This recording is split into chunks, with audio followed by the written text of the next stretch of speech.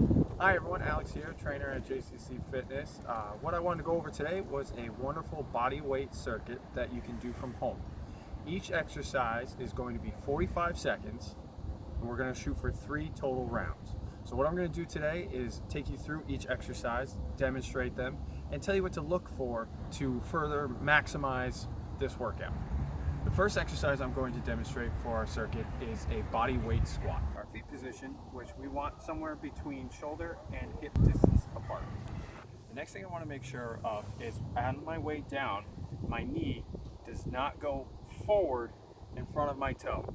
If I'm right here, all my weight is going to my knee, not to where I want to work it on the muscle. I don't want stress on the joint, I want stress on the muscle. So what I have to do is push my hips back and then come down, and notice I can see my toes, therefore I'm in a good position.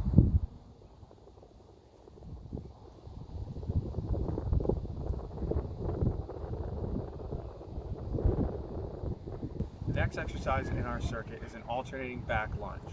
Now while we're doing this, I want you to keep in mind the same principles on that front leg that we kept in with the squats. My knee does not go beyond my toes.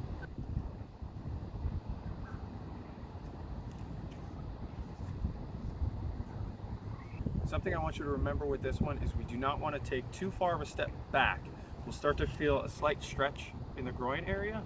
That means we've gone too far back and we are increasing our chance of injury. The third exercise in our circuit is everyone's favorite, at least people who have taken my classes, they love this one, and you can ask them, push-ups. With the push-up, I want to make sure that my shoulder, elbow, and wrists are all in alignment and my hands are about shoulder width apart. I'm going to go up into a high plank position. I'm going to come down to my chest is about maybe an inch off the ground, and then I'm going to push up. Again, I'm going to come down and up.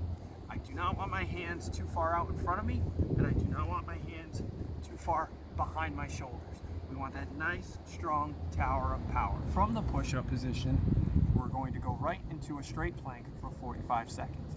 I want to make sure that my stomach does not sag down or my butt does not arch up high in the air.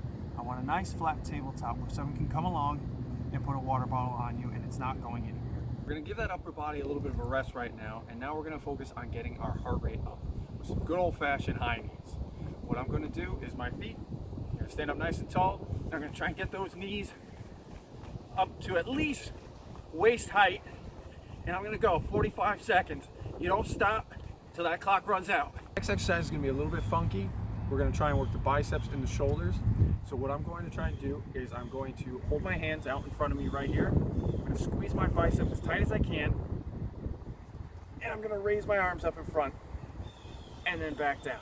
Again, I'm going to squeeze my biceps, hold them nice and tight.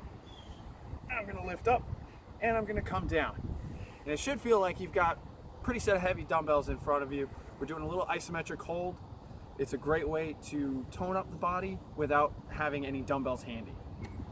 Now for our next exercise, we're going to get that heart rate back up again with that gym class favorite, jumping jacks.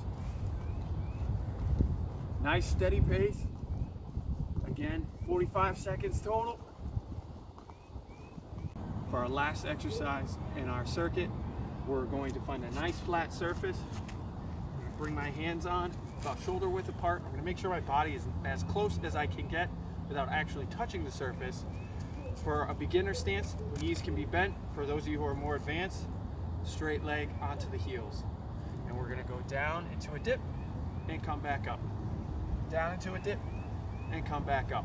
If we're starting to feel some pain in the shoulder or we have some shoulder injuries, we're just going to lessen our range of motion.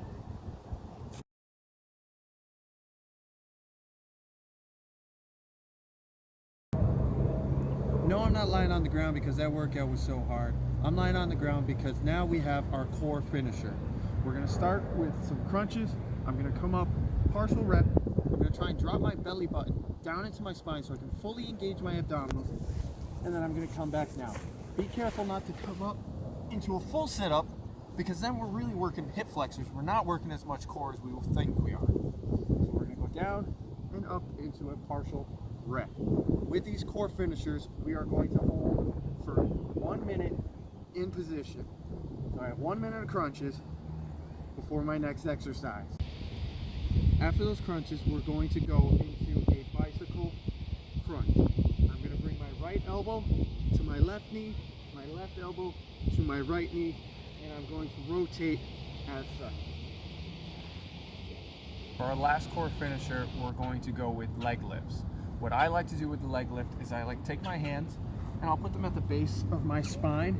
This tends to provide a more neutral spine, so there's not as much of an arch and space between the floor. What I'm going to do now is point my toes. I'm going to lift those legs up about 3 inches and then back down. Up and down, up and down. Again, we're going to go for 1 minute. And then we're going to be back at the top for 2 more rounds of these core finishers. Thanks for watching. I hope you enjoy. Stay tuned for some more videos from our wonderful trainers here at the JCC.